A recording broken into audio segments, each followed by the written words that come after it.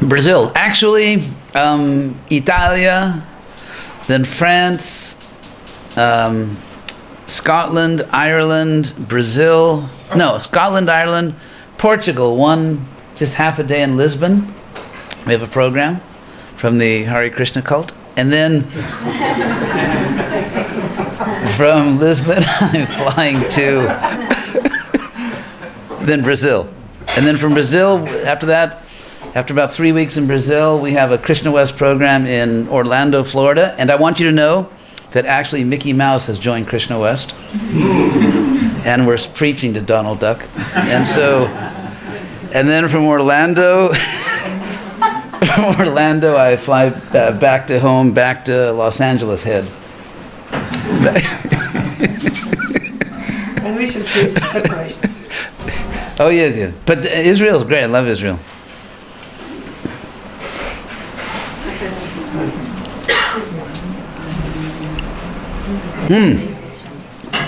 Kirtan.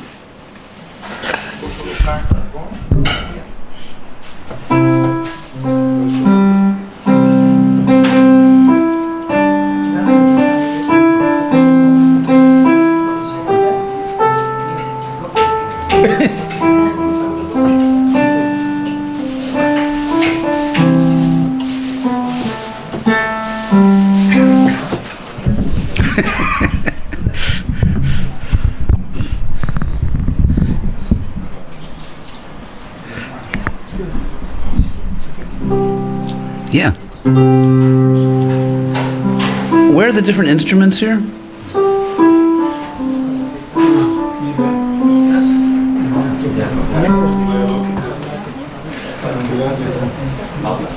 String orchestra.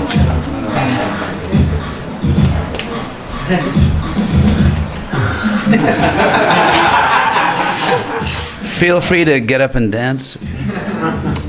Where's the power on this? We have to turn. Oh.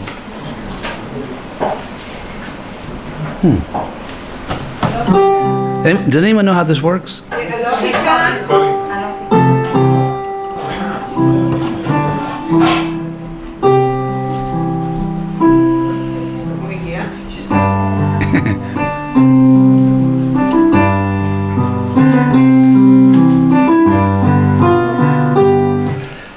Where's the choice of instruments? Oh.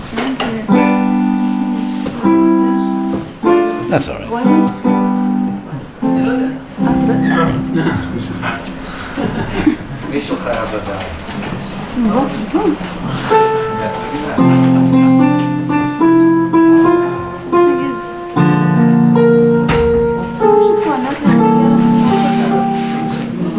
It's the Beach Boys.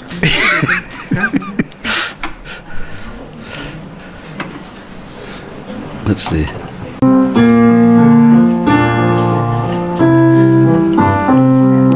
Nama Om Vishnu Padaya Krishna Prishtaya Bhutale Srimate Bhakti Vedanta Swaminiti Namine Nama Om Vishnu Padaya Krishna Prishtaya Bhutale Srimate Bhakti Vedanta Swaminiti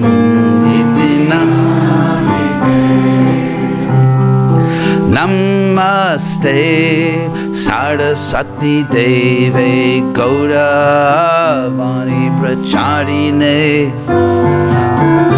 Nirvishesha Shunyavadi Paschatya Desha Tarine Namaste Saraswati Deve Gauravani Nirvishesha Shunyavadi Paschatya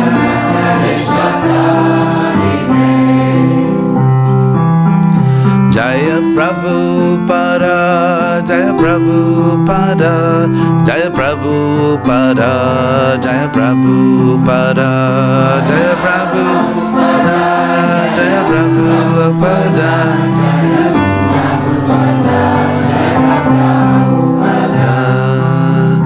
Jaya Sri Krishna Chaitanya Prabhu Nityananda Sri Advaita Gadadhar Sivasadi Gaura Bhakta Vrinda Jaya Sri Krishna Chaitanya Prabhu Nityananda Sri Advaita Gadadhar Sivasadi Gaur Bhakta Vrinda Sri Krishna Chaitanya Prabhu Nityananda Sri Advaita Gadadhar Sivasadi Gaura Bhakta Vrinda the Sri Krishna Chaitanya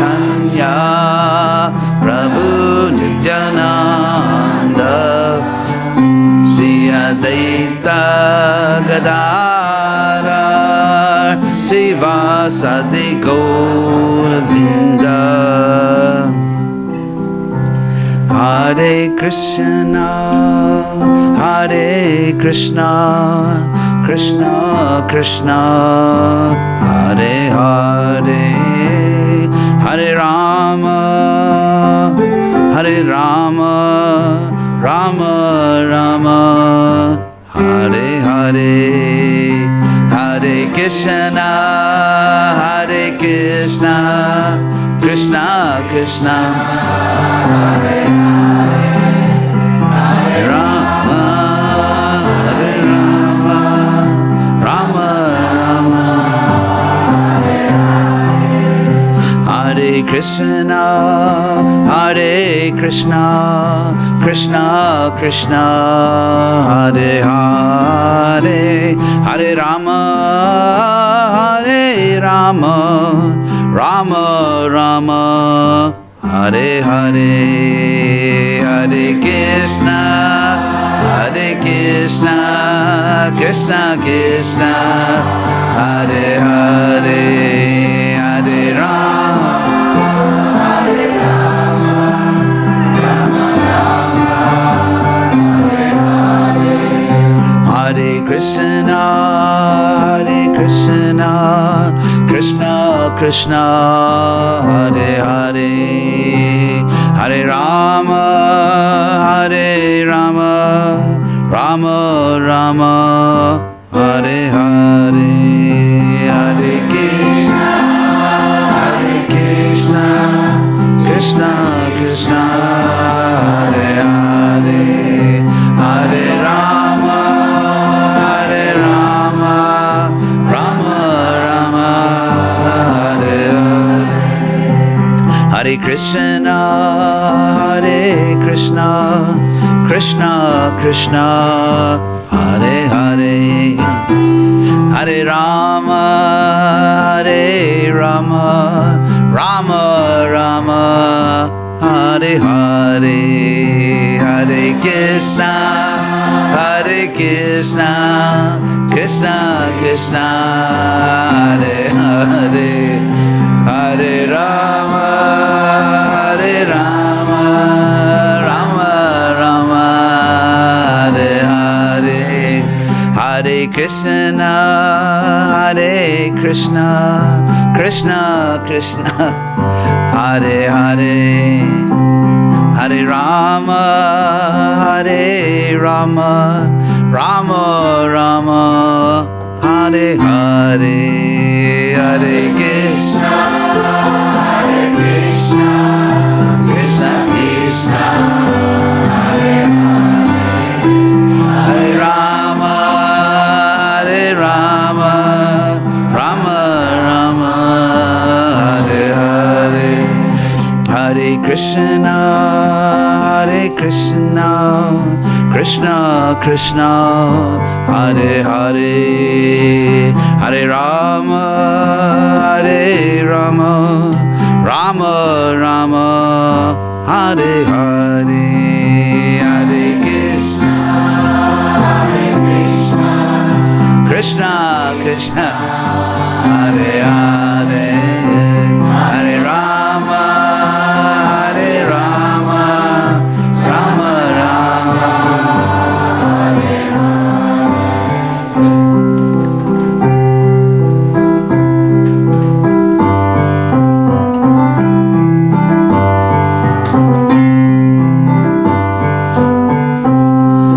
Namaste Narasimhaya Namaste Narasimhaya Pralada Lada Daine Pralada Lada Daine Hiranyakashipu Vakshaha Hiranyakashipu Vakshaha Silatanka Nakalaye Silatanka Nakalaye Ito Nrsinga Parato Nrsingo Ito Nrsinga Parato Nrsingo Yato Yato Yamita To Nrsingo Yato Yato Yamita To Nrsingo Payir Nrsingo Hridaye Nrsingo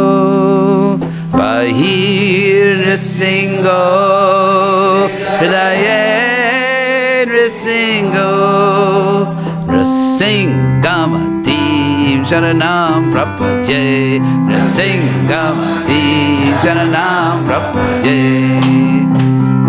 Avakara Kamalavare Nakam Adbhuta Singam Dalita Hiranyakasipu Tanubringam Keshavadrita Narari Rupa Jaya Jagadisha Hare Jaya Jagadish Jaya Jagadisha Hare Jaya Jagadisha Hare Tavakara Kamalavare Nakam Adhuta Singam Dalita Hiranyakasipu Tanubringam Keshavadrita Narari Rupa Jaya Jagadisha Hare Jaya Jagadisha Hare Jaya Jagadisha Hare Keshavadrita Narahari Rupa Jaya Jagadisha Hare Jaya Jagadisha Hare Jaya Jagadisha Hare Keshavadrita Narari Rupa Jaya Jagadisha Hare Jaya Jagadisha Hare Jaya Jagadisha Hare Jaya Prabhupada Jaya Prabhupada Jaya Prabhupada Jaya Prabhupada Jaya Prabhupada Jaya Prabhupada Jaya Prabhupada Jaya Prabhupada.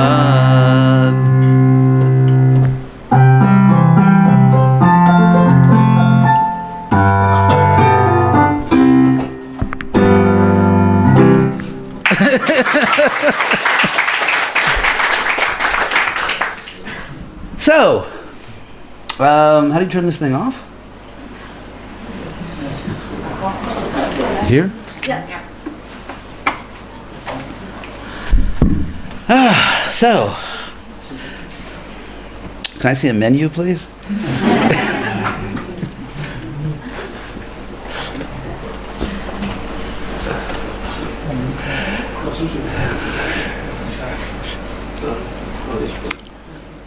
So, we're just going to talk, I guess. It's not going to be... Oh, but Venugita, you're filming, right? So later you post it. So, if you have any questions at all. Yes? I have one question that I want to ask you long before, and in your last video. When you understood that the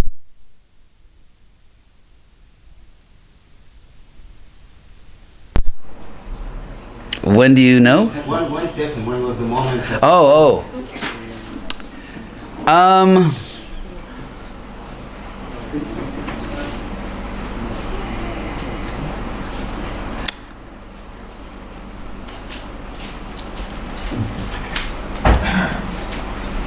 Hi. So, this is Swami Gate. It's gradual. It's like, reminds me of that line from the Beach Boys song, "Don't worry, baby." Well, it's been building up inside of me for, I don't know how long.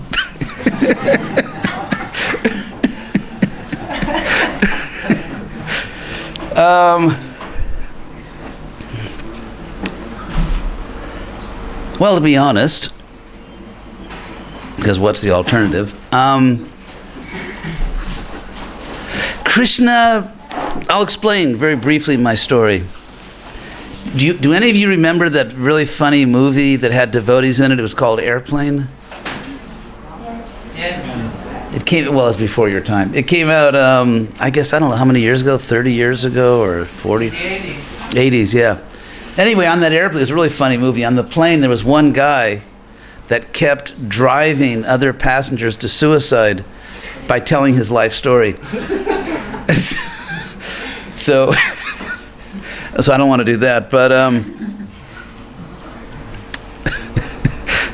people that when they're not invited, they just want to tell you the story of their life, and it's like, anyway. So there was a time when I was younger, that when I was very, what's the word, what they say in America, straight arrow. Just company man, just, never doubted anything, never questioned anything. And, a good GBC. What? A good GBC. Actually, we built up, with Prabhupada's mercy, one of the most successful GBC zones in the history of ISKCON. We were international book distribution champions, Bhakta program champion. I mean, it was one of the most successful zones in ISKCON history. So, it's not that I necessarily was like madly in love with my devotee, but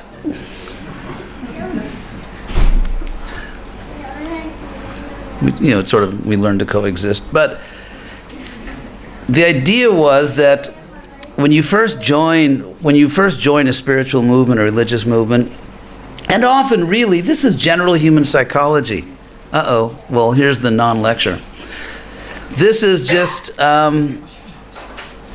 this is sort of general human psychology, that when someone has a strong conversion experience, and it can be a religious conversion, a political conversion, it can be an emotional conversion, it can be many kinds of things, cultural. But when people have these strong conversion experiences, what social science tells us, and what we know from our own common sense and experience, is that there's a tendency, I would say especially in a sort of a powerful religious conversion, in any religion, doesn't matter what religion, when someone has a powerful conversion, especially if you're young also, if you're young and you have a strong religious conversion experience, there's a tendency to think that I misunderstood everything. Everything I thought was true was actually illusion. And now I understand everything for the first time. So, so in that state, in that particular psychological state, which of course, I mean, it's not entirely true. For example, like Mark Twain, there's a famous American writer, Mark Twain, who once said that when I was young, I realized that my parents didn't understand anything. And so I left home. And I came back years later, a few years later, and I was amazed at how much they had learned in my absence.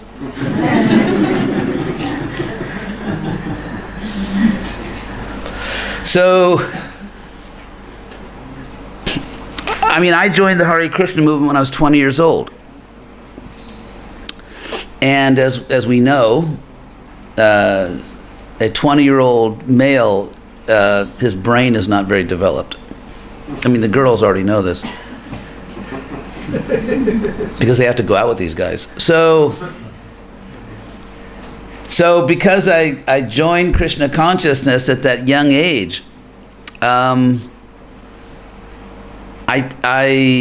had that, it was such a powerful experience that I was in darkness and now I see the light, that I sort of rejected everything that I thought was true unless something was in Prabhupada's books or unless some devotee told me that Prabhupada had said something, then I had to question everything.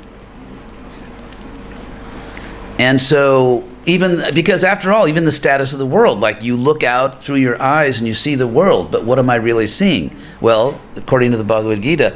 So you have that powerful experience where you sort of doubt everything. It's like those bumper stickers that say question authority. Of course, the first authority you should question is that bumper sticker. But anyway, so you have this experience, many devotees had it, and you the only thing I can really trust, the only reliable fact is what I've learned in this spiritual movement that I joined. Of course, as I got older, I realized that actually I had very good parents and they taught me a lot of very useful things. But, that comes later. So in that state, if they tell you, for example, you have to wear these clothes, or you have to go on the street and dance in a certain way, because in the early days of the movement, there's one and only one bona fide way to dance. There's only one bona fide way to play the kartals. There's only one bona fide way to cut an apple, which is, I learned, about day 2, I think, in the Hare Krishna temple. I was chastised by the temple president's wife because I did not cut the apple. And there's a Vedic way of cutting an apple. And so anyway, it's one of my early offenses.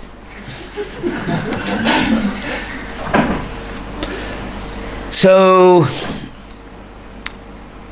in that state, Krishna consciousness is just a package. It's a package deal. It's like, if you buy a car, it comes with 4 doors or 2 doors and a motor, and that's just the car. You want it or you don't want it. So Krishna consciousness is just this package deal, as they say, and it's working. I'm actually coming to higher consciousness, and so therefore I assume that every detail of what I'm doing is perfect because the package is working as a package. So again, this is the psychology of a young convert, that you don't question anything. And so and then something else happens, I believe, especially in a case like ours where one goes out in public dressed in a way which, at least in the Western world, is extremely exotic, to use sort of neutral language. It's and of course the public reacts by coming to what they feel is a perfectly rational conclusion that we're crazy. I mean, they feel it's a perfectly rational conclusion. They have sufficient evidence. And of course, and so how do we respond? We respond by coming to what we believe is a perfectly rational conclusion. No, actually, they're crazy. And there's even an early Hare Krishna pamphlet, I think, called Who is Crazy or something. And so, yeah, I don't think we have the final answer yet. But anyway, so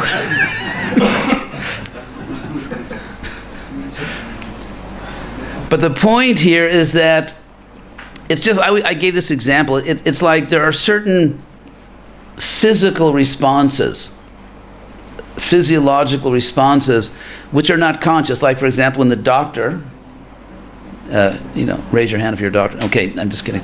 If you, it's like when you hit the knee, that response. It's not something you choose to do. It's just your body does it. Or I gave the example that if you touch, sometimes you touch a hot object and your hand pulls away before you realize that it's hot. And so there are all these automatic responses.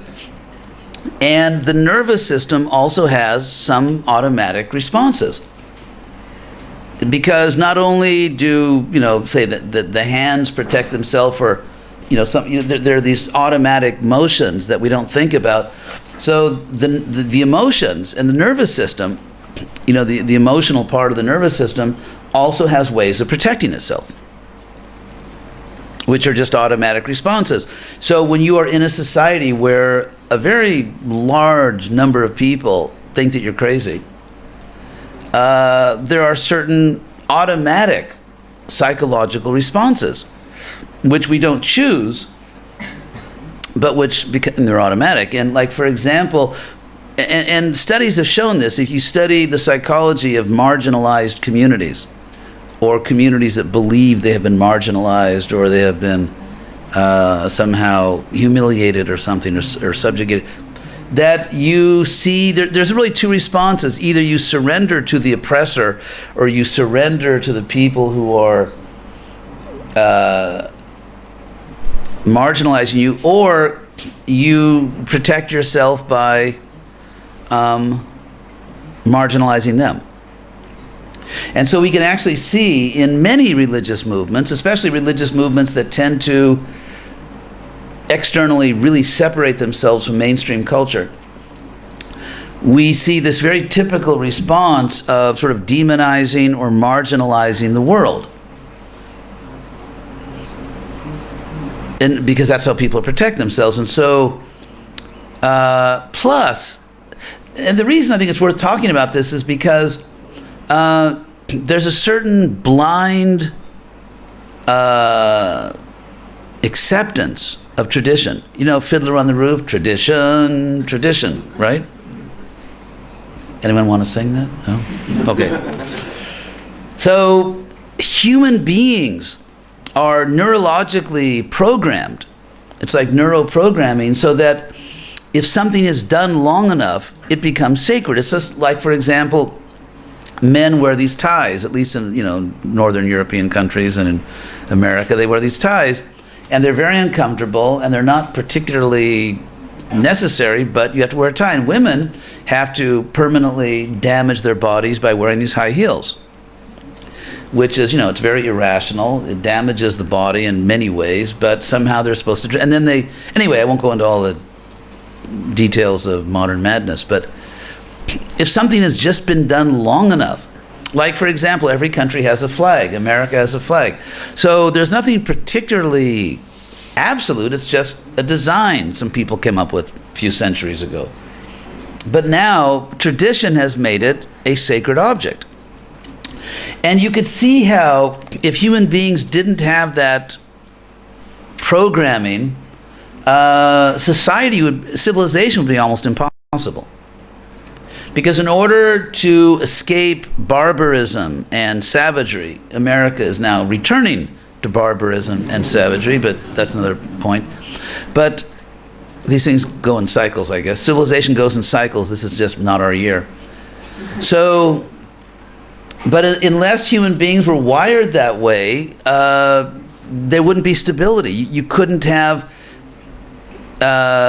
people. You couldn't have cumulative knowledge where people build on what was already done. And you couldn't even organize human beings. You couldn't have, unless people, for example, are loyal to a state or a flag or a certain national entity, unless they agree that certain ways of behaving are the proper ways to behave, even though they may not really be intrinsically beneficial, but it's just the way we do things here. You can see that without that neuroprogramming, you couldn't, in a sense, really have civilization. And so it is a fact that as people repeat things, it just becomes the way to do it. It takes on sort of this blind authority, whether or not it's beneficial. And the same is true in religious societies, because in religious societies also, there's a lot of conditioning that still exists. It's like, let's say you love to eat. You love to eat. Let's say you love pizza. And then you join the Hare Krishna movement. Well, you just offer your pizza to Krishna, right? I mean, if you really like to eat, and that's what Prabhupada said. That's why Prabhupada cooked all these nice preparations, because, okay, you like to eat prasadam. He called that dovetailing. So if you're a conditioned soul and you want to lord it over the material world, you don't stop becoming a conditioned soul just because you join a movement. You can make progress. You certainly start on the path to becoming a pure soul, but it takes time. And so there's all this conditioning that gets mixed in with the spiritual science. So going back to my tender youth in Krishna consciousness, so because I joined the movement, it was working fantastically for me in the sense of coming to higher consciousness and really staying, and advancing and coming to higher and higher states of consciousness. And the movement was growing, it was expanding. And so no one argues with success. No one argues with success. So I took sannyas at the mature age of 23. I always say I had the honor of being a sannyasi before my brain fully formed, which explains some of the things we did back then. So, but anyway, so I took sannyas, and then in 1974, Prabhupada put me in charge of about 20 countries. Or more, actually, maybe like 25 countries, and so, in all Latin America. And so the movement just grew. It was a Hare Krishna explosion. Because 1974 in Latin America was sort of 1968 in North America. And so it was like, if you know surfing, anyone here know about surfing? So, you have to catch the wave just at the right moment, right? We know the wave has a certain arc, and you've just got to catch it when it snaps. And so, so we caught the wave. So the movement grew, like, it just explosively. So here I am. I'm a young guy. I became GBC when I was 25 years old. And everything's working. Everything's working perfectly. Everything's growing. We're winning. It's like they say, if your team's winning, don't change anything. If your team's losing, then you've got to figure out what to do. But if you're winning, you just keep doing the same thing. Just keep playing. So at that point,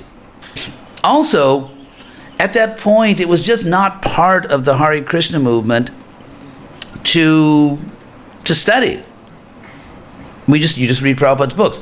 Even though, again, that was our immature interpretation of Prabhupada, because Prabhupada had ordered me in 1969 to get a good education so that I could present Krishna consciousness to other educated people. He didn't say to me, just read my books. He said, you need a good education. So, for example, no one studied Vaishnava history. No one studied the history of India. No one studied social science, because universities were slaughterhouses, right?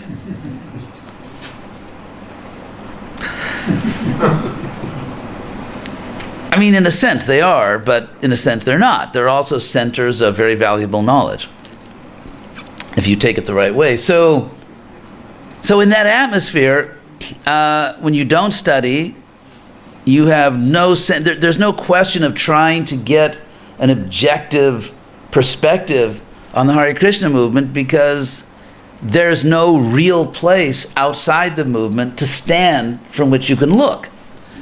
Because at the present time, we are standing in the only legitimate observation point. So you can't go outside the movement, and within the movement, there is no intellectual space for anything like, that kind of independent thinking. Now, in case someone thinks this is cultish, this is exactly what goes on in the universities. Let's say you are in a religious studies department. or a history department, or philosophy. I mean, they're really bad. Let's say you're in a philosophy department. They have certain doctrines. They have certain unproved and unprovable beginning assumptions. For example, take geometry. If we say in geometry, given an isosceles triangle, and then and one angle is this. In geometry, you're given some information, and then you have to solve a problem. If you're not given, so in academia does very, very little what is called meta thinking. Meta in Greek means sort of like beyond or above. So like, for example, let's say you're doing philosophy, academic philosophy. And there are certain ground rules. There are certain rules of the game. And so within those rules, which, by the way, eliminate any discussion of God or the soul. So if you're doing, of course, you can do philosophy of religion and sort of talk about it, but so within those rules, they come to certain conclusions. But if you say, well, let's philosophize about the rules, let's question the rules, that's not appreciated. That's not appreciated. In science, for example, to get a PhD in science, you don't take a course in epistemology. You don't even take a course in philosophy of science. So scientists tend to be completely blind to all the philosophical assumptions they're making in the process of interpreting data. Because if you have certain data, that's science. You just get data. But to interpret the data and to say, I've proved this or I've disproved that, it gets into philosophy of science, it gets into epistemology, and they don't study that. So it's not just something about religious movements. I mean, academia tends to be extremely inbred, incestuous. So let's say you want to get a job in an academic department. You have to agree with whatever. They don't hire people that have very different views. They hire people that think like them. And this is a very famous characteristic of academic departments. So, anyway, so there I was a young man, and it was working. I was told, I had no analytic tools, nothing like history of religion, social science, although I'd been, very, very good at those things before I joined the movement.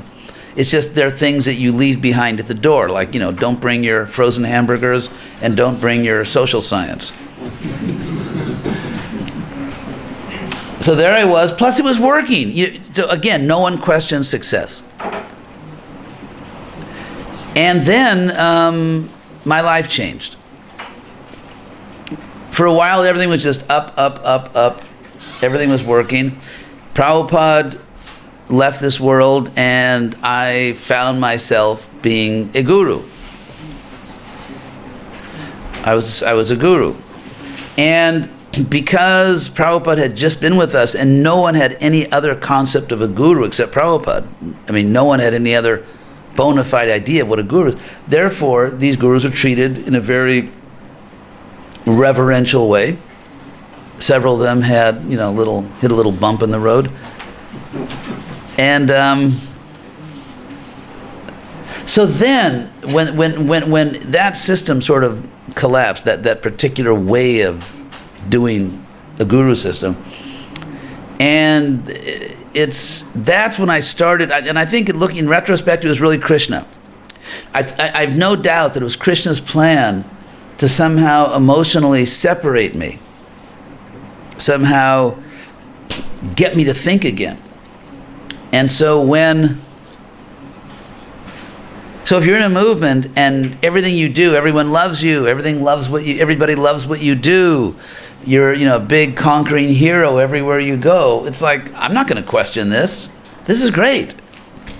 It's working for me emotionally, it's working for the movement, we're growing, everyone loves me. I'm not going to mess with that. But then, when things change and suddenly you feel like you're betrayed or you feel like you have been unfairly dealt with, at that point, the human mind, it can start to think again. And you don't want to blindly accept what people say when those people are not necessarily acting as your friends. And so I think, I think it was Krishna, it was just Krishna's arrangement. That one stage is like I have to necessarily detach myself emotionally, not leave ISKCON, not, give up my service to Prabhupada, but on an emotional level, just start to emotionally distance myself because it's not working. It's actually becoming a threat to my emotional well-being. And therefore I have to create some space so that I'm not emotionally damaged by these people. I mean, you understand what I'm saying. This is Harish. So,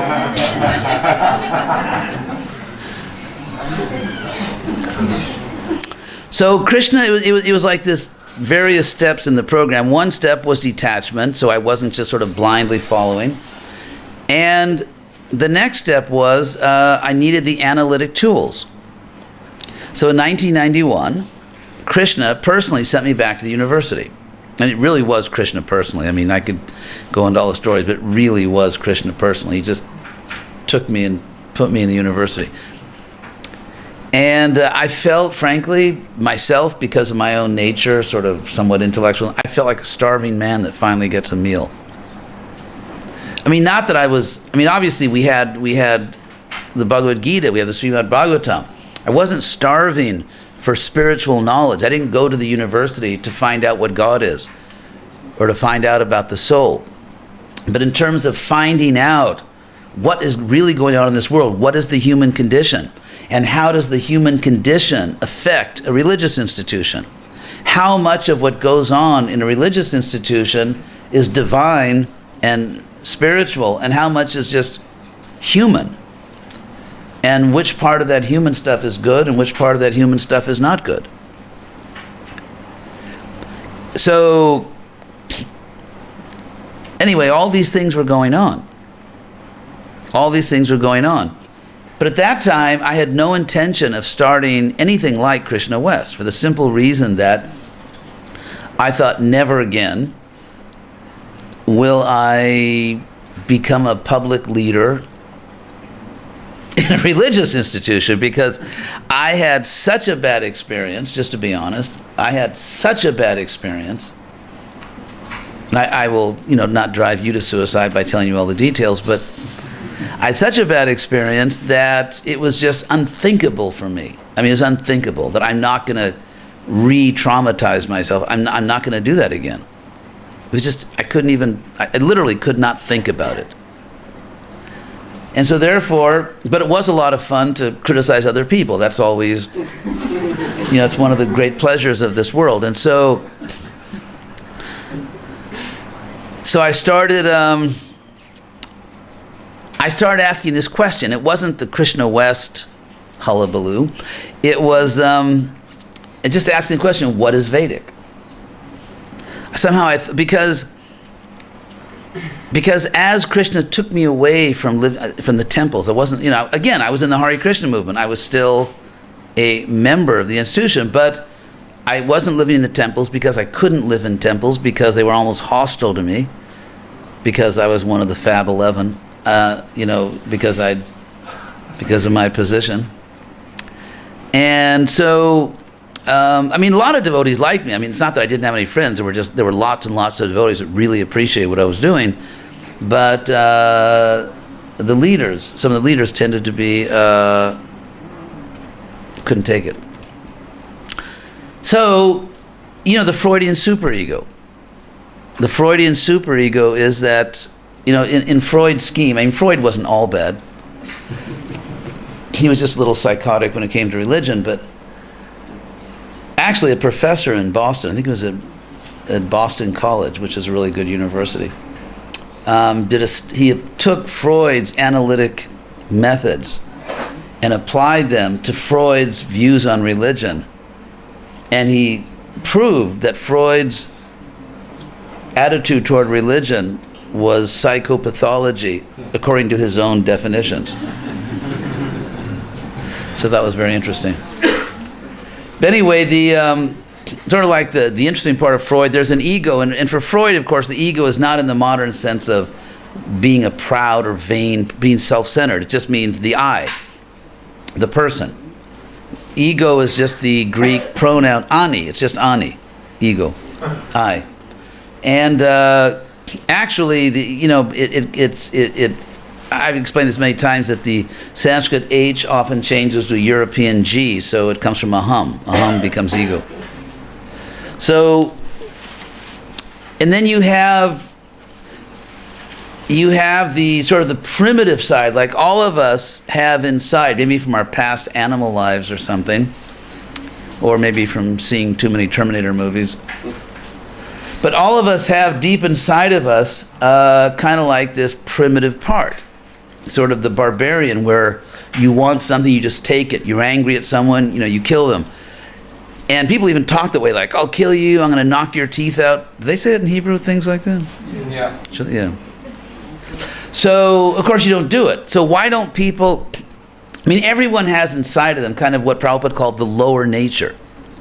So why don't most people act upon it? Why don't we find that, say, in high schools, that no one has any of their original teeth? Because, everyone knocked out everyone else's teeth. And so the reason is because there's a superego. There is society, whether it's your family, your community, the police, whatever it is. It's society that keeps you under control so you don't become overwhelmed by your own lower nature. And of course, people who become pathologically detached from society often commit horrible crimes or join religious movements. Anyways, that was a joke. So that was a joke. Please don't form a committee to punish me. So, Can you give some examples? yeah, for example, that tragedy that just took place in Manchester. That tragedy that took place in Manchester. You can analyze it very easily in Freudian terms, that this crazy young person, it sort of cut all his ties with society in general, where society in general, with its its rules and morality, had no authority over him. And so his new superego was terrorists in Libya. That became his superego, and he became a hero by acting like a real demon. By acting like the devil, he became a hero. So it's very important you choose the right superego in that sense. Now for us, ultimately, you could say our ultimate superego in Freudian terms is our sampradaya. Krishna, the great acharyas, which of course includes Prabhupada, the great, the Shastras, that whole apparatus, that whole spiritual apparatus, which is called sampradaya. Sampradaya, it means the whole tradition with the holy books, the teachers, and so on and so forth. So now, by Krishna's mercy, I never doubted that. I never doubted the sampradaya. That remained very firm. I was very, I was safe. I was very firmly attached to the acharyas, including my own Guru Prabhupada, and Bhagavad Gita, Krishna, Bhagavatam. But, interestingly, there's a certain stage in life, maybe for a young devotee, where your relationship with the sampradaya is mediated by another apparatus, which is a religious institution. A religious institution. And so, and you'll even have sometimes, like you see, like among neophytes, like some authority will say, you can't understand Prabhupada, you have to go through me, and so on and so forth, all these interesting mantras. It is true that, let's say, a complete neophyte, a young devotee that just is like, as they say, a babe in the woods. It's like when you have a little baby. When you have a little baby, the baby has to be taken care of. And so someone can be a very young devotee that's very innocent and just needs to be told everything. But we don't want to get locked into the Peter Pan syndrome. I'll never grow up. I'll always be a child. And so I got to a certain point where, because I was strongly connected to Prabhupada, and because I understood that ISKCON is Prabhupada's mission, it doesn't belong to someone else, even if they don't know that. It actually it's Prabhupada's mission, and therefore I was loyal to ISKCON because I was loyal to Prabhupada. However, that intermediary, where in order for me to please Prabhupada, I have to please another group of people, and so on and so forth. In this particular case, the people who I was always trying to please, I realized these people have actually become inimical to me in various ways. And therefore, I'm going to be a good citizen of ISKCON. I'm not going to be an anarchist, like the guy with the coat and the little ticking bomb and everything. I'm not going to be an anarchist. I'm going to be a good citizen of Prabhupada's movement, but I need to start thinking. I need to really start thinking. And of course, Tamal Krishna did it before me in one sense, because he was smashed before me. So he in a sense had the same experience. It just happened years earlier, and then he went through that same process. So, and again, if you're a rational human being, then you understand that, as crazy as they may be sometimes, the world needs religious institutions. It's just a historical fact. Bhaktisiddhanta said religious institutions are necessary evil. That's the word he used. So for Prabhupada's sake, and for the sake of the world, I realized that the only rational choice on my part was to remain in ISKCON. As a rational human being, I realized that was actually my duty.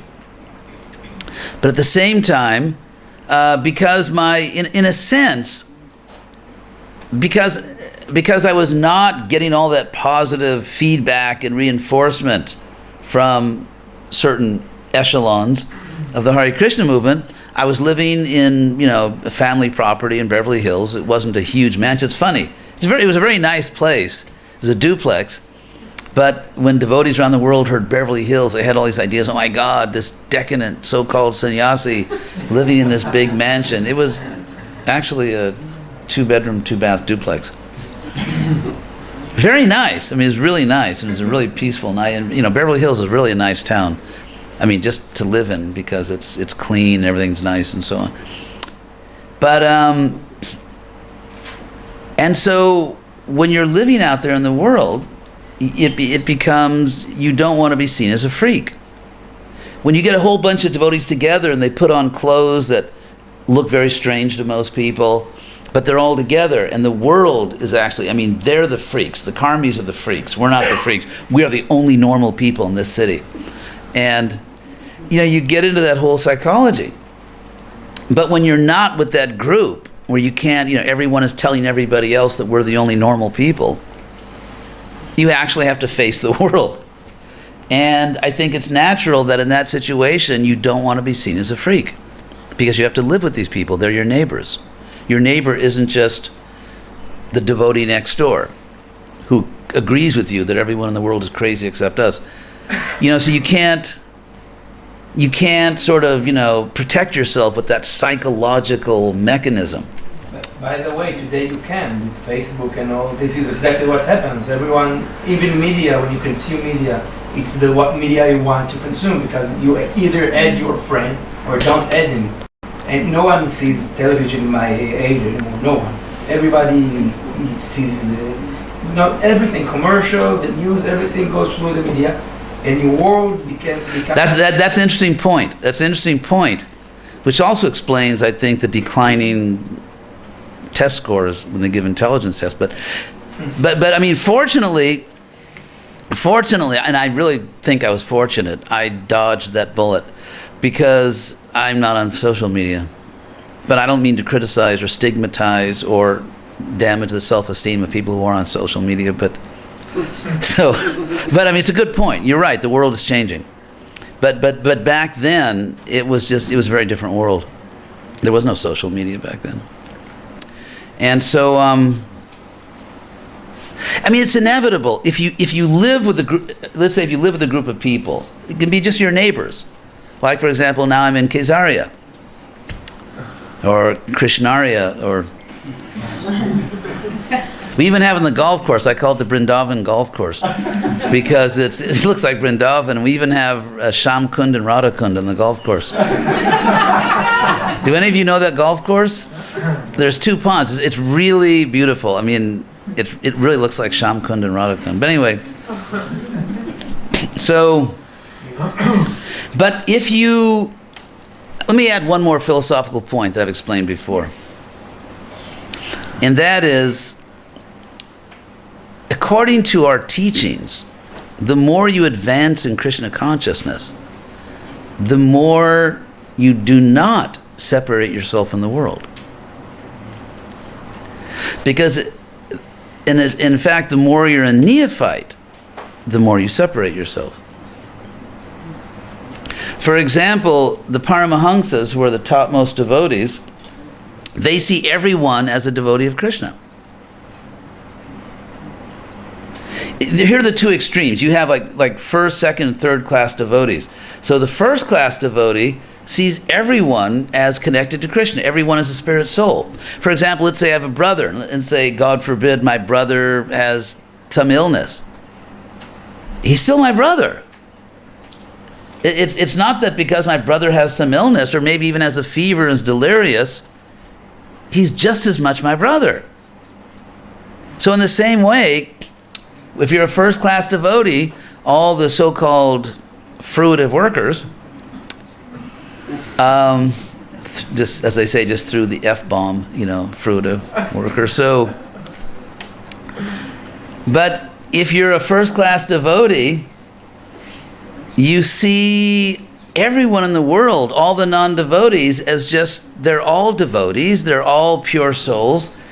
They're just a little delirious right now, because they're attached to the material world. So they've forgotten, but they're still my brothers and sisters. They're still pure souls, and they're still with Krishna. They just forgot it for now. Whereas if you're a third class devotee, Kanishta in Sanskrit literally means the lowest. One interesting linguistic point, if any of you are interested in linguistics, here's an English-Sanskrit connection, and that is, in English, you make probably the main way you make the superlative of an adjective is by adding st. Like, for example, fine, finest, finer, finest, finest, or loveliest, or heaviest, heaviest. And that comes from Sanskrit, actually. So Sanskrit, you make the superlative degree with st. So, for example, kanishta, lowest. So the st in kanishta, or garishta, guru means heavy. I've lost some weight. Guru means Sanskrit means overweight. No, I'm just kidding.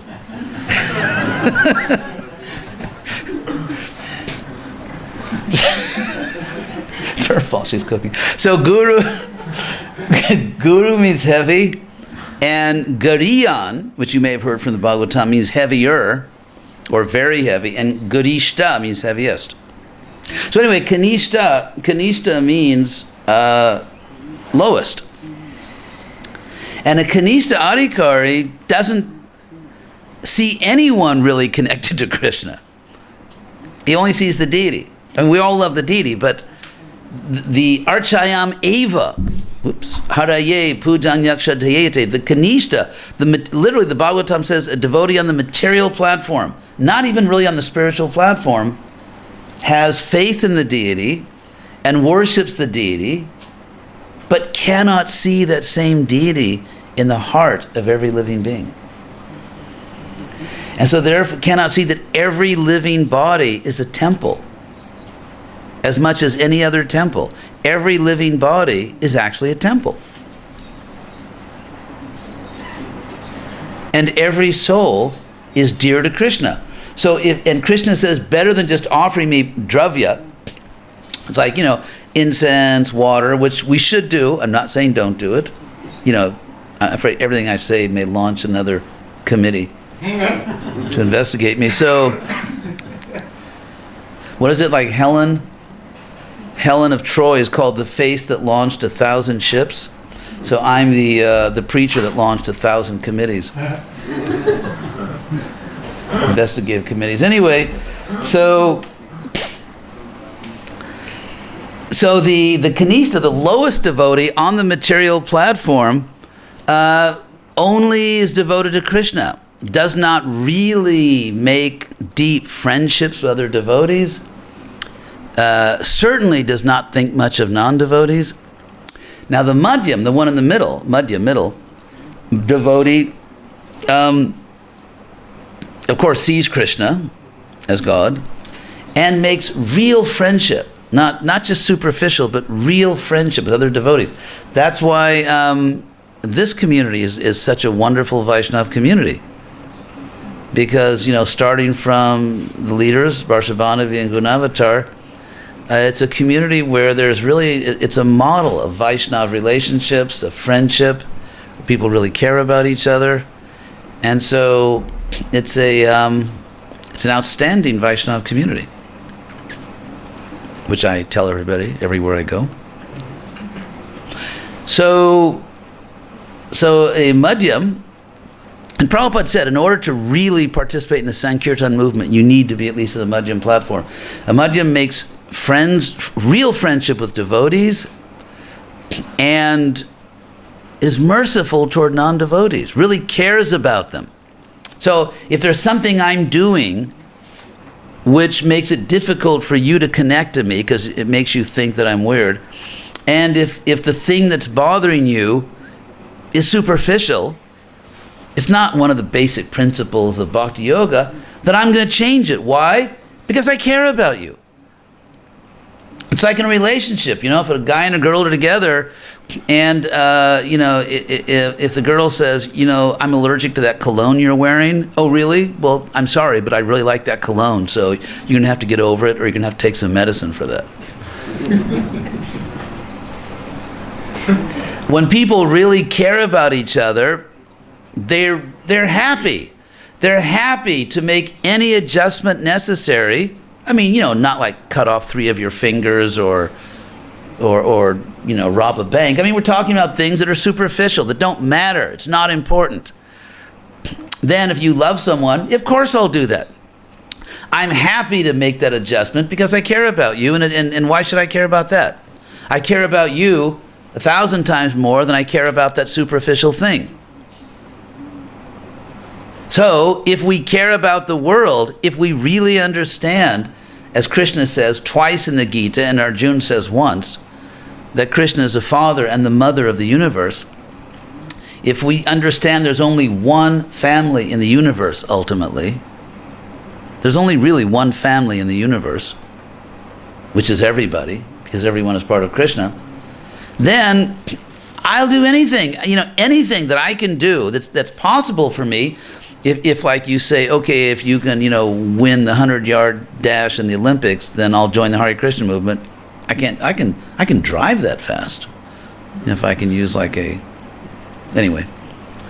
So, there's certain things we just can't do.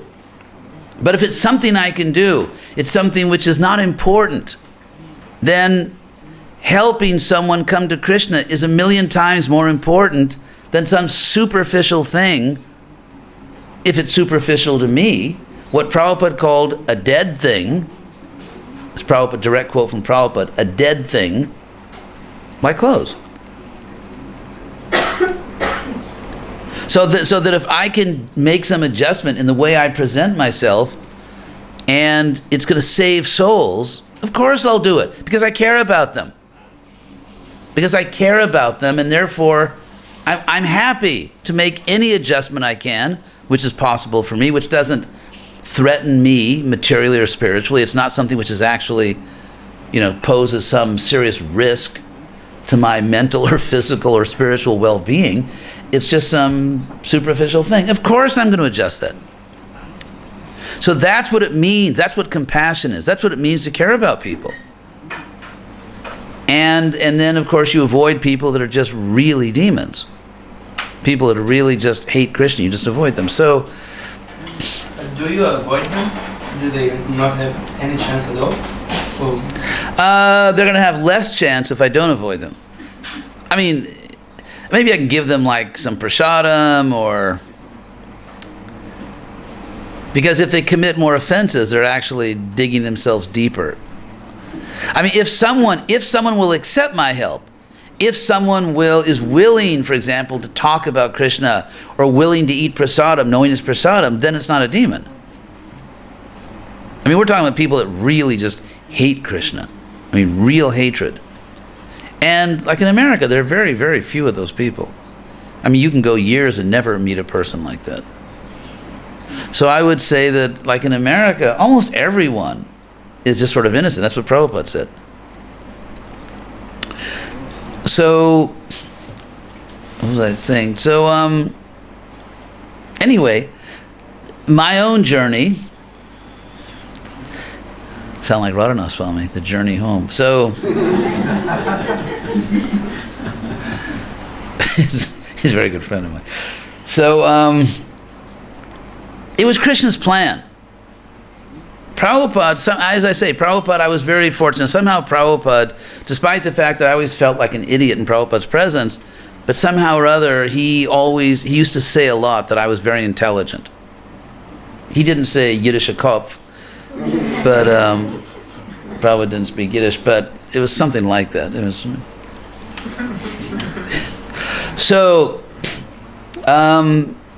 like I said, he trusted me. When I used to see Prabhupada, he used to tell me things. He wanted to tell me things because he felt that I would understand him, and that I would do something about it. And he told me things he didn't say to everyone. Again, it's not like I have some secret knowledge. I'm not trying to turn this into a Gnostic gathering or something. It's not some kind of secret knowledge. But there are things that Prabhupada said here and there, but with me, he really emphasized it. He really emphasized it. And so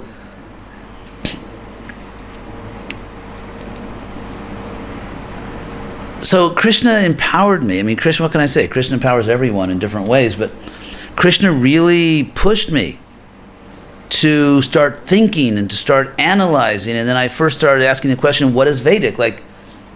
Because when I was living in Beverly Hills, I didn't want to go in the street. I got to a point, I actually had a moment, it was a particular moment where I just thought, I cannot walk out the door one more time and have everyone staring at me. I just can't do that again. Now, some people don't mind. Some people glory in it. Some people love to have the world staring at them. And people have different psychologies. Personally, this is just my own personal psychology. I got to a point where after all these years, I couldn't take one more day of having people think I was a freak. I just couldn't take one more day of it. That's the reason that I put dot in Vrindavan. Yeah, exactly. Yeah. Well, yeah. And that's why I wear a dhoti in Mayapur, so they don't crucify me. I don't start a riot, which apparently is not very difficult to start in Mayapur. So, but I'm giving a disclaimer here. This is my personal psychology. There are a lot of people like me in the Hare Krishna movement, but not everyone. There are people that, they're different. They're comfortable. But personally, I felt a need, which I think was strategic as well as personal, to somehow be accepted by society. I felt that I can't really seriously deal with the world if the world is laughing at me every time I walk out the door. Guru is pari prashnena. Prashna means a question. Pari, which is same as the Greek peri, like perimeter, like the perimeter. Measuring, meter means measure. Meter or metric, meter from the Greek is just Sanskrit matra. Same word. So perimeter is just parimatra, the around measurement. So, and that's the prefix Krishna uses. Krishna doesn't merely say go to the guru and just, harass him with questions. What Krishna says is pariprashna, thorough, complete. You have to, obviously you don't ask something you already know, just, to make yourself a nuisance. But the point is, if you really need to know something, then you have to ask. You have to do pariprashna. Ask all around, all the points, complete. So in Sanskrit, it's like saying complete, like a complete questioning. And Prabhupada encouraged me to do that. In various ways, Prabhupada encouraged me to ask questions, to analyze. He told me that he wanted me to present Krishna consciousness to educated people, but in order to do that, I had to be educated. He meant in the sense of going to the university. I had to be educated. And he told me, encouraged me to engage in philosophical speculation. This is Prabhupada's jargon. Mental speculation means, doubting what Krishna says or doubting what the Shastra says. Prabhupada gave me the example, Krishna said, I am the taste of water. So if you question, is Krishna really the taste of water? Is Krishna God or not? That's mental speculation. If you accept what Krishna said, but then you ask, well, what does that mean? How is Krishna the taste of water? So I began to ask the question, what is Vedic? What is Vedic? Are these clothes really Vedic? And of course, the answer turned out to be no, not according to Shastra, not according to history. And what about other things? I began to question, because I came to this movement not because I was lonely and looking for a warm, supportive community. That's not personally why I joined the Hare Krishna movement. I actually had lots of friends. And, I was kind of a popular guy, I had lots of friends, I could tell good jokes. And so that's not, it is a great way to bring people to Krishna. People need that friendship from devotees. And if the devotees, that's our tradition. And if the devotees had not been kind to me, then I probably wouldn't have joined the community. So that kindness, that friendship is necessary, but it's not sufficient. So I was looking for a spiritual science. I didn't want another religion. I had a religion. I was born Jewish, and I felt I have a religion. I don't need a religion. I'm not looking for a religion. What I'm looking for is a way to scientifically carry out the injunction of the religion I already have. Yeah, vehavta et. Right? How does it go? Vehavta et.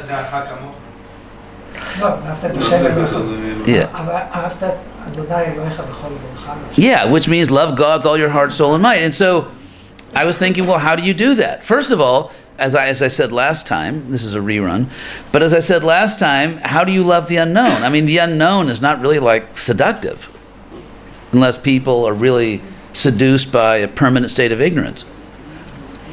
Some people find that kind of charming, to be in a permanent state of ignorance, but let's say someone goes to a party. Obviously, we wouldn't do that because we are Hare Krishnas, but let's say if you sort of go back into your memory, your fruitive memories, and so if you go to a party and you meet someone that looks attractive, maybe you dance or something, but then as you get to know the person, if it turns out they are, let's say, like compulsively burp or something, or the person is clinically insane, or the person is like really stupid, like attractive but really stupid. All kinds of things. You have to get to know somebody. And if you're attracted, you get to know them and you want to hear about them. Who are you? And tell me about yourself. And then the more you get to know them, if it's someone that you can really love, and not just, a mistake you made when you were drunk at the party.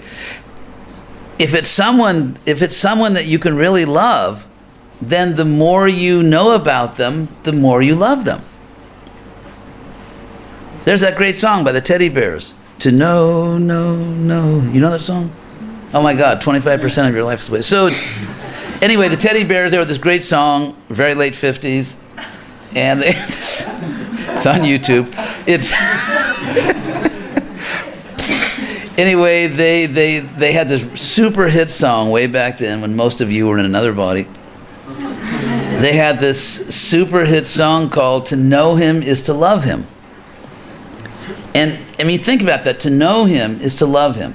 The more you know. So when you meet a guy or a girl, the more you know about this person, the more you love them. Not the more you know about them, the more you realize, uh-oh, this is not good. So, I mean, that's the person that's for you. The person that the more you know them, the more you love them. And so, the same is true with God. I mean, how can you love ignorance? How can you love the unknown? How can you love the unknown? What does that even mean? Unknown literally means ignorance, isn't it? I mean, that's what the word means. So how can you love something you don't know? You love what you know. So, yeah. So again, I was born in a religion. I liked it. I had a great time, and it inspired me. I mean, my first, like Prabhupada wrote a little book when he first did the second canto. They used to publish each chapter separately as a little book. And so the first one is called The First Steps in God Realization or Self-Realization, something. And so I began my self-realization, I began my spiritual path in a synagogue. And I acquired all kinds of what we would say in this business, bona fide, all kinds of real spiritual knowledge. I learned a lot of very important things about God that are actually true. And I was so inspired by that I wanted to know more. So it's not a question like, I need another religion. It was the opposite. I have a religion. What I need is a spiritual science. And that's why to this day, I started my glorious deviation, Krishna West, because the whole idea is that I really just want a spiritual science. I really want a spiritual science. And a spiritual science, if it's valid, must be compatible with every religion. How could something be a real spiritual science and yet be incompatible with a real religion? It's logically impossible. And so, and in a sense, that's what I did. When I kind of started thinking again, at a certain point in my life, I realized that we need to really focus on the spiritual science, not all the ethnic details, not all the externals. We really need to get to the spiritual science, because science is not Jewish or Hindu or Hare Krishna or Muslim or Christian or Buddhist or American or Israeli or Tanganyikan, which is what most people think. But anyway, it's spiritual science. It's just science. It's like 2 and 2 are 4. That's not an Israeli fact. It's not a Russian fact. It's not a Brazilian fact. It's just a fact. It's just, so real knowledge cannot be sectarian. Real knowledge is not ethnic. It's not, doesn't belong to this or that country. It's just knowledge. It's just knowledge. It's spiritual. Israel is this amazing country that is a leader in so many scientific fields, technical fields. There's a tremendous amount of brain power here. And so even countries that may not want to be politically intimate with Israel, I think often for the wrong reasons, just for foolish reasons, but they want the technology. Sure, we'll take an Iron Dome. Yeah, I'll take one of those. Or so, I mean, Israel, it's funny. It's like, among other things, it's kind of like this Rajarshi country where there's like, militarily very strong, but also this sort of Brahminical country, all this brain power and all these scientific discoveries and technical discoveries in so many fields, whether it's agriculture or medicine, I mean, so many things. And what we find is that countries all around the world are very eager to get Israeli knowledge. Why? Because it's knowledge, because it's real. It's real science. It's real technology. It works. And so knowledge, science transcends sectarian considerations, like I don't like your religion or I don't like your politics. It goes above all that. So in my view, the Western world is not shopping around for a new ethnic tradition. That's really not happening. And it's really not going to happen. I mean, frankly, I think you can wait till hell freezes over, as they say, and Americans are not going to want to be Indians. So if you're holding your breath, you are going to die before it happens. But I think, any rational society, whether it's Israel, whether it's America, whether it's, any country, they want science. If you've got real technology, if you've got something that really works, yeah, they'll buy it because it's science. Everybody wants science. Everybody wants technology. That's why I think that it is historically a major mistake. I mean, potentially, frankly, I think a fatal mistake, to present Krishna consciousness as a big ethnic thing rather than presenting Krishna consciousness as a science, a spiritual science. Because if something really works, no one gives a damn where it came from. If I'm sick, God forbid, and my doctor tells me you need to take this medicine, I don't care where it comes from. I don't even ask. I don't care where that medicine was discovered, where it was manufactured. I really, truly don't care. I just want the medicine. And so if we present a pure spiritual science, as Harish is doing, actually, if we present a real spiritual science, the world will accept it. Yes, Gunavatarji. Maybe I can ask a question back to ISKCON. And my question is, if you start thinking, especially in terms of going to university and seeing things from meta, from above, it may hurt the absolutism of the founder of ISKCON. That can alarm so many people because they may think that you are questioning the absolutism of the founder. Good point. Oops, sorry. It's happy now. So it's a very good point, and that's exactly what happens. Unfortunately, I will have to take you on a very quick little journey through the sociology of religion. So if you're allergic to sociology, now is your time to leave the room. Anyway, so Max Weber is really like the father of the sociology of religion. He's like a great foundational figure. Irvar Deutsch. And he pointed out what is now accepted by everyone, really, that, the idea of the charismatic founder of religion. I've explained this here, haven't I? The Greek word charisma, spelled with a K. The Greek word charisma literally means something almost exactly what we mean when we say in Sanskrit, Shakti Avesh. The idea that God has especially empowered someone. So whether it's a Moses or a Jesus or a Prabhupada or whatever. So Shakti Avesh. Shakti means power and Avesh means investing.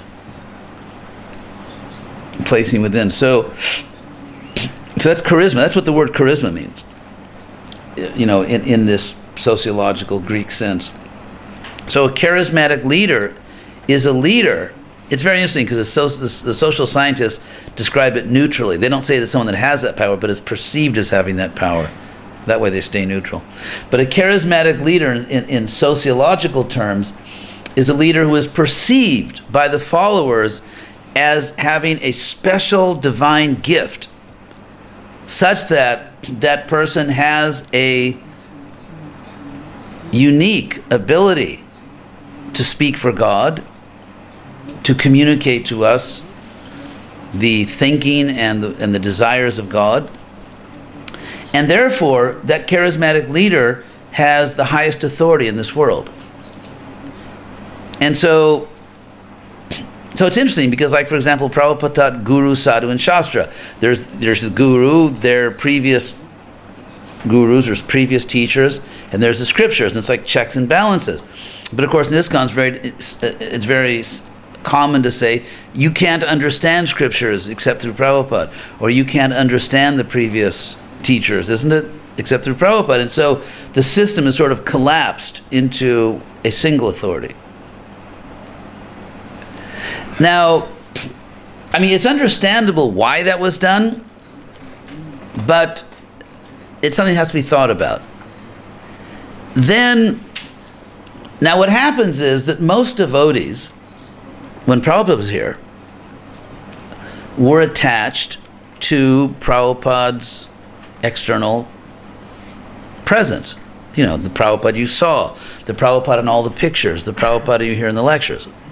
So, well, actually, especially the one you saw. So, I mean, you see, I'll give you two examples of this. Again, I'm, taking the very bold step of actually trying to be rational with other devotees. But if you go to Vyas Puja events, for Prabhupada's birthday, Prabhupada's appearance date, around the world, I'm not talking about Israel because I've never been to one in Israel, but if you go to these events in America or almost anywhere I've gone, it's very common that people tell anecdotes, they tell stories.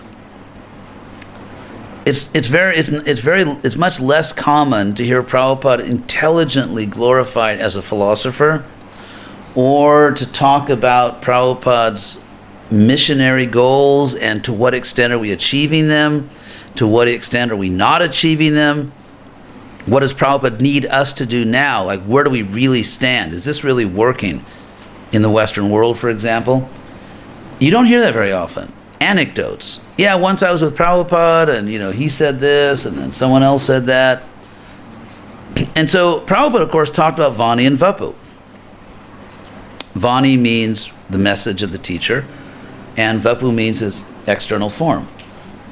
And Prabhupada said, Vani is much more important. We have to become attached to the teaching, the message of the Guru. And yet, anyway, when Prabhupada was here, he used to complain frequently that many or most of his disciples didn't read his books. I mean, first of all, how many young people, how many older people are in the habit of reading dense theology? I mean, it's not like, if you look at the bestseller list, I mean, when's the last time a theology book was on the bestseller list? So it's not something that people read normally.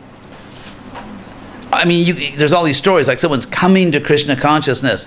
I was in a bus station, I was about to, do something crazy, and then, I saw a Back to Godhead magazine that was hanging from a light fixture, and I took it down, and then I read it, and, there's all these stories how I came to Krishna consciousness. So when people are really suffering and really searching, then they read a book. But once they've got, okay, I got it, I understand the philosophy, I know where I'm going now, so then, they're not so eager to read after that. That's common. And of course, another proof is that when Prabhupada left, when his physical presence was gone, gradually, within a relatively short time, you can say 10 or 15 years, I'd say within 15 years, how many of his disciples were still active in the mission?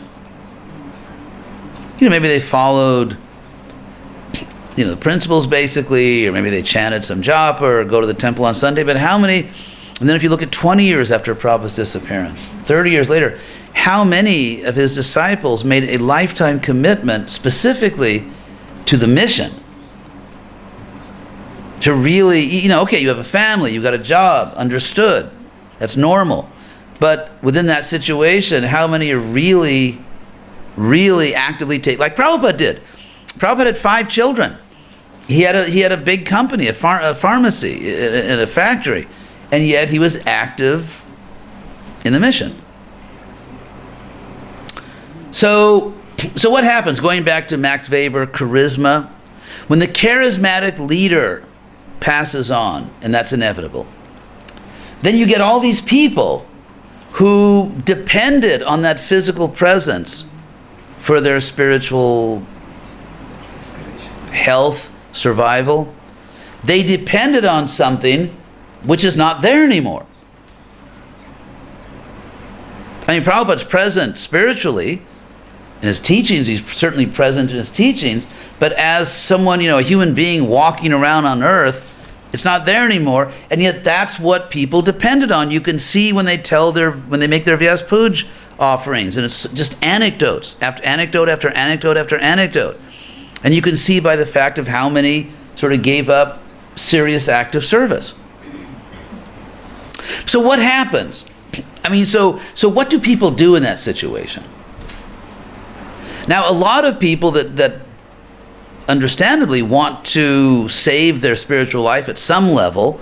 They want, they don't want to just completely get disconnected. And so there's a process which you see in every religion in the world.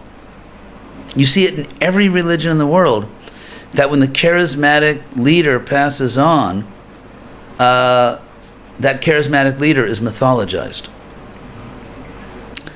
It's very interesting because if you look at Prabhupada and his relationship with the devotees, you see this direct ratio, this direct proportion, that the more personal association devotees had with Prabhupada, the less they mythologized him, and the less personal association, the more they mythologized him. So that, for example, if you read all those really great books about Prabhupada in the early days, like Mukunda Goswami's book, or Guru Das's book, really good books. And what you find is Prabhupada was Swamiji. Of course, later he became Prabhupada, but it was like a real personal human relationship with Prabhupada. They knew that Prabhupada's a pure devotee. They knew that Prabhupada was representing Krishna. They were following Prabhupada, and yet, for material things like how do we present the movement in this country or that country, Prabhupada just depended on them to figure it out. So that Prabhupada went to the Lower East Side, not because he knew everything about New York City, but because the devotees told him, this is where you should be. And then Prabhupada opened his second center. Of course, there was Montreal, and Prabhupada had to leave America because his visa ran out. But then he opened up a center in San Francisco, or his disciples did. Why? Did Prabhupada know everything, and Prabhupada understood that there's this amazing youth revolution going on in California and San Francisco? No. The devotees told him, Prabhupada, we need to be in California. We need to be in San Francisco. Why did Prabhupada write that little, it's a purport to the Gita 529, the peace formula? Because the devotees told Prabhupada, Prabhupada saw there's all these peace movements going on. So Prabhupada said, okay, well here you can, call this the peace formula. So you see Prabhupada acting as a pure devotee, giving complete spiritual guidance to the devotees, but in all kinds of material things, the devotees taking the lead, explaining to Prabhupada what has to be done. Obviously, there were limits. Like, for example, if a devotee said, Prabhupada, we should all let our hair grow out long, and so the hippies will love us or something, Prabhupada would say, no, we're not hippies. So there were boundaries. But if what you proposed to Prabhupada did not threaten anyone's spiritual life, it didn't make us unrespectable in society, Prabhupada followed his disciples. But then as the movement grows very quickly, and Prabhupada becomes more and more remote, you see the change was very quick in ISKCON. I mean, literally, there's a time when everyone in the movement personally knows Prabhupada. And Prabhupada personally knows very well everyone in the movement. And so he's just Prabhupada. You know, they don't have to mythologize. But then the movement grew so quickly that literally within a few years, probably within like maybe three to 4 years, you go from a situation where everyone in ISKCON personally knows Prabhupada and they personally know him, to a situation where very few devotees, a very small percentage of devotees in ISKCON know Prabhupada, and he personally knows a very small percentage of devotees. And then you start to get all these, you know, Prabhupada, the omniscient being, Prabhupada who's sort of like the external super soul, literally, like he actually knows everything. So anything Prabhupada says, whether it's a cure for the common cold, or it's, you know, any comment on anything, maybe a comment on World War II, anything Prabhupada says is perfect and absolute because he knows everything and he's infallible on material things. And what's interesting is that Prabhupada rejected that. He explicitly said, that's nonsense. He explicitly said that's nonsense, and yet something which Prabhupada said is nonsense has become almost like a default belief. Something that Prabhupada rejected. And so in Prabhupada's physical absence, and Prabhupada's physical absence began before he left this world. Because by the early, 72, 73, if you joined the Hare Krishna movement, you might never see Prabhupada. Or you might see him from a distance in a big room with 1,000 people in it. And you would certainly never have a personal conversation with Prabhupada. So the whole psychological dynamic really shifted. And you get this thing where, because Prabhupada's not here, he, And so, for example, you get a Prabhupada who is very conservative and is, really, really concerned that everyone dress a certain way and that no one dress a different way, when in fact, that's not true. Prabhupada personally told me it wasn't true. He's personally told lots of people. I've written papers with pages of Prabhupada quotes where Prabhupada says the opposite. And so, what I'm trying to do, in my own uniquely humble way, which you probably all noticed, right? You all notice that I'm really a humble person. So, it's like a garden. Lord Chaitanya said that when you plant the seed of devotion in your heart, it's like a devotional creeper that plant, and you have to weed it. Weeds grow. Weeds don't only grow in individual gardens, they grow in collective community gardens. And so periodically every spiritual movement has to get the weeds out, and the weeds are things like mythology, superstition, fanaticism. So that's what Tamal Krishna was doing, Tamal Krishna Goswami. What we're really trying to do is get back to a pure spiritual science. So, to answer your question, it was building up inside of me for, I don't know how long.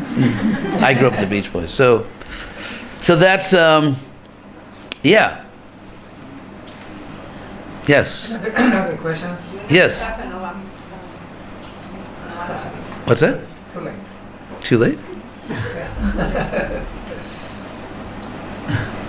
What time is it? 8:25. Oh my. One more? No, maybe she's right because it's complex question. Okay. I got a simple one. Yes. Can you tell us a little bit about your new book? Yes. Oh, do we have it here? Yes. Yes. Oh, where is it? Ordered by Amazon. Oh yeah, where's it? Yeah, bring on your book. Okay. This is a warning. I'm about to do an infomercial, as they say it.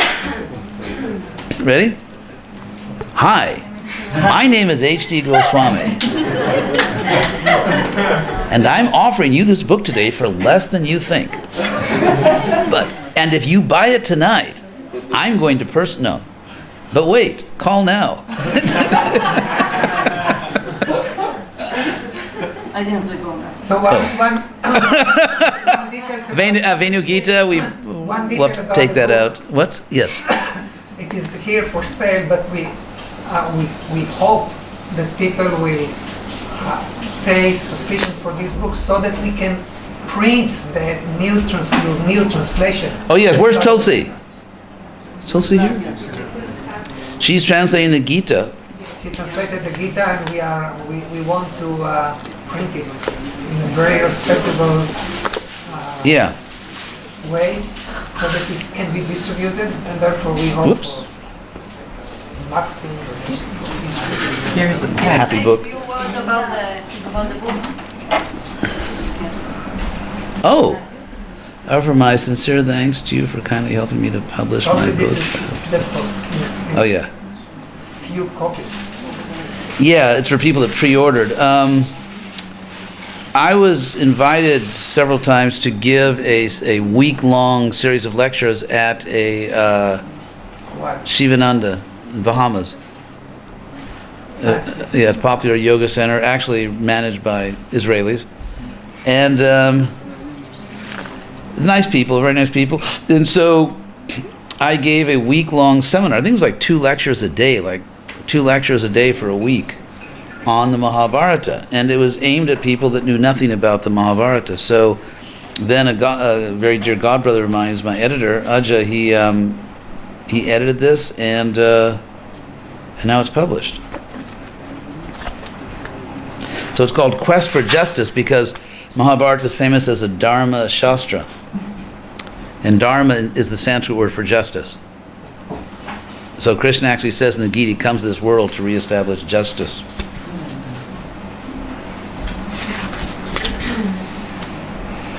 Can I read you the first paragraph? Please. I haven't read this before, actually. I mean, since I spoke it, I have no idea what I said. But I was sober, and so I think I should be Krishna conscious. So, thousands of years ago, according to ancient sources, a series of extraordinary events took place that transformed our world, both culturally and spiritually, and carried consequences that stretched far beyond this planet. Indeed, these events were so singular and powerful that great brahmanas described them to their students, parents taught them to their children, and wandering sages, bards, traveled from village to village, narrating what had happened. Thus, passing from one generation to another, these narrations were eventually preserved as text and remain accessible even today, known as the Mahabharata. It is this Mahabharata that will be the focus of our attention twice a day for the next week.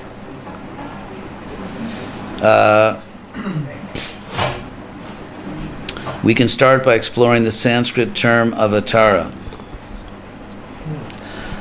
All spiritual paths begin with the assumption that the world as ordinarily perceived is not the highest truth.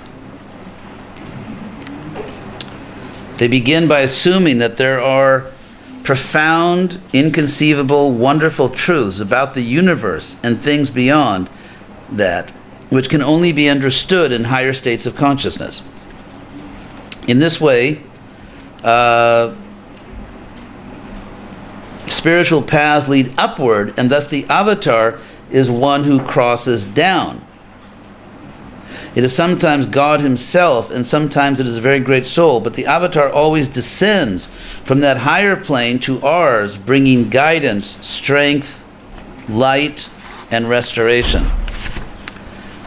The suffix tara, crossing, in avatar comes from the same Sanskrit root as the word tirtha, which means a sacred place of pilgrimage, a place one commonly visits for spiritual inspiration and renewal. The idea is that when either God or a highly elevated soul crosses down to our world, wherever that avatar lands or lives or performs activities, becomes a place of pilgrimage, a tirtha.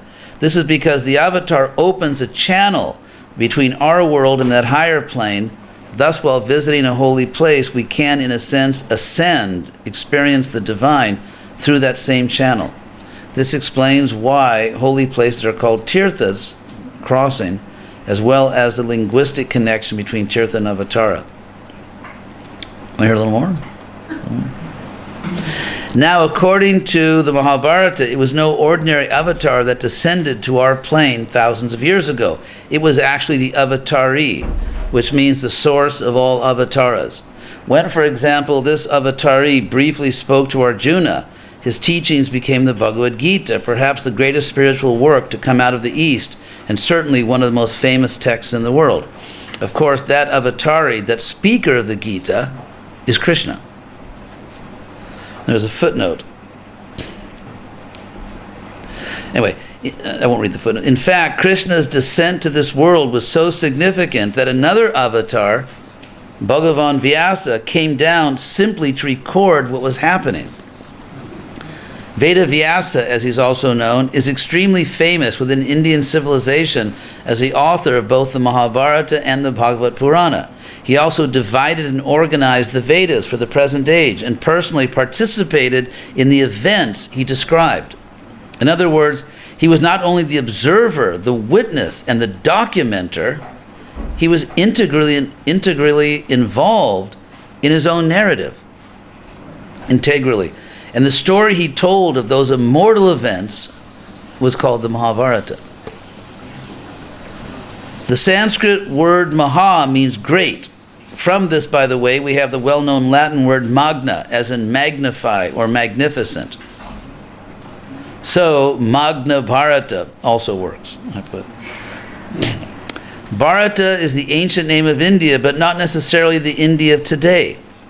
Today's India is a modern political invention, whereas the principal region in which the Mahabharata's events took place stretches from Afghanistan in the west all the way to Bengal or perhaps even Burma in the east.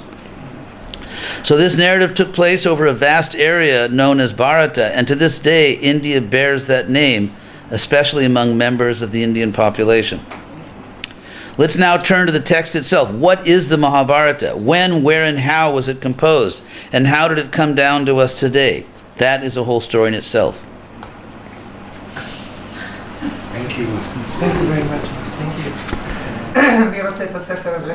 כבר כתבתי. גם הזמנתי לך וגם... So you can see it's actually meant for just the public in general.